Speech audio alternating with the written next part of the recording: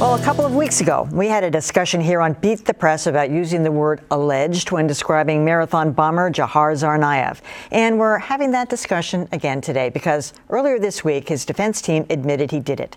So is he still the alleged bomber or the admitted bomber or simply the bomber? There was a day when the AP style book was the golden rule of journalism, and alleged was the word you used to cover yourself from any kind of legal liability. But as Dan Kennedy said here 2 weeks ago, it's not always applicable. And in the case of Dzhokhar Tsarnaev, I wouldn't have a big problem if somebody simply described him as the Boston Marathon bomber. Even traditional news outlets like the Boston Globe have struggled with this one, as editor Brian McGrory told WGBH's Jim Braude. All of us know in our gut what the outcome of this trial is almost certainly going to be. There is still, the more traditional, more conventional view on this that you have to wait till a jury speaks. But now we've crossed the tipping point. In court this week, defense attorney Judy Clark admitted her client, Dzhokhar Tsarnaev, bombed the marathon. After the government laid out its case, Clark said, "There's little we dispute," and it was him. So if that's the case, is this still necessary? The accused Boston bomber. The accused Boston Marathon bomber. The man accused of setting off one of those bombs. Let's at least agree that we all switch to admitted marathon bomber, Dzhokhar Tsarnaev. All right, I'm going to let you be prescient in just a minute, Dan. You just hold that thought, because I'm going to put Tom Fiedler on the spot here. If you're back as editor of the Miami Herald, how are you handling this? Well, I wouldn't have agreed with what Dan's position was last week. I think it certainly the consensus was, as Dan said.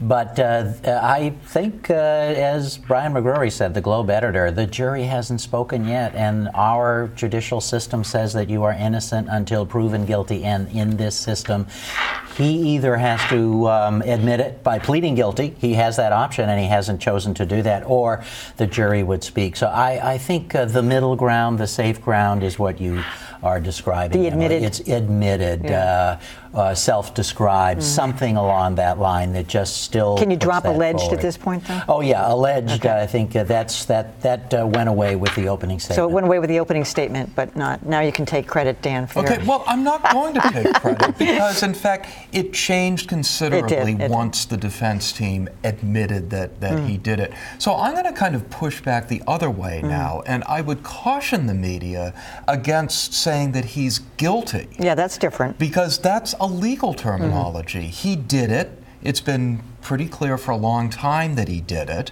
and now his defense team has admitted he did it. But it's still up to the jury to decide whether he is guilty as opposed to simply he did it. Yeah. But so your terminology would be? I'd say the admitted marathon bomber, absolutely. Yeah, I think you can definitely move beyond alleged and accused into something a little bit stronger. I've always preferred accused over alleged, since it's sort of it's a stronger tone and makes it clear that there is a system in which a formal accusation has been made, as opposed to allegations, which can sort of mean anything. I do think in this case, there's a question of journalism ethics, and there's a question of covering your butt legally. And in this case, I don't think anyone needs to worry about the covering their butt legally anymore at this point. I think if I were running a news organization, I'd be open to certainly, along with what you were saying, self-admitted, something along those lines. But I think there is a distinction between a legal case that has been brought against someone and an act. And those don't always line up, and I think journalists should be free to make those calls. I was going to say self-admitted. That seems to me to be the best, but I still think you can use accused as well, because he is accused. I mean, the thing is not over yet, so we have no definition. Here's the problem with, and in this case, it's unique, so let's put that on the table. Alleged goes away here. But when you start looking at this as a way to model, to be a blueprint for other cases, I think you get in trouble. Because unless everybody's going to court and admitting, then then journalists need to be very cautious about how they describe the act of which one is accused, in my opinion. And what happens so often is that we shorthand stuff so much. So I'd just be afraid that there'd be just a free-for-all with people saying all kinds of stuff if there weren't some, critical limitations regarding the use of alleged. Still, even understanding that this case is unique. Just to be clear, Tom, Brian McCrory made those comments before the defense attorney declared him. Right. So he went on to say that his magazine, a couple of weeks ago, they did a cover story on him, and they changed the title. So originally he said it was going to be something like, "How do you defend this monster?" And, which was kind of a presumption of guilt, and they debated that, even though internally apparently they all agreed that he was guilty, and apparently they had debated the whole alleged thing at that point. So they did soften the cover. I can't remember exactly what they call it, but so they were already having that discussion about whether you really use that term. Well, even now at this point, by having the lawyer stand up and say he did it, and to Dan's point, I don't want to give you too much credit on this, but there is a concept on the law that guilty but insane, and that's really what the insanity defense is. Somebody steps up and said, well, yes, I did it. I sliced and diced all these people, but I'm not rational, so I'm not guilty of that particular Well, he's not crime. claiming that. Well, he's not We at don't this know yet. point, but I believe what will happen in the sentencing phase is the argument will be he was totally under the control of this evil brother, and so therefore that's a form of it's a form of insanity in that he wasn't able to make a rational decision. I'm actually surprised, as a political point, that he's allowing his defense to do that. I mean, he's so disengaged. He seems so bored by what these people are saying.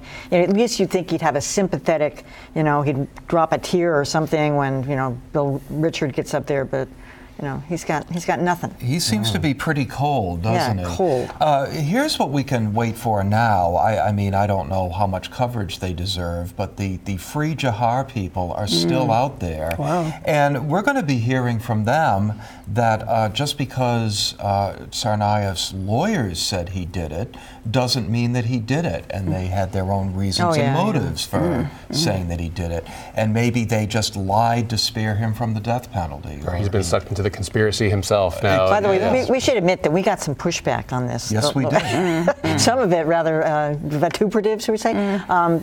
Because they were saying, it's people like you, it's your fault, you're convicting people before them, we have no proof, but in fact we do. We had hundreds of people who saw this. But I'll say at the same time, I had a great email exchange with my friend Harvey Silverglade, and he disagreed with me profoundly. He made some great points, and so there were responsible critics of what we said as well. No comment.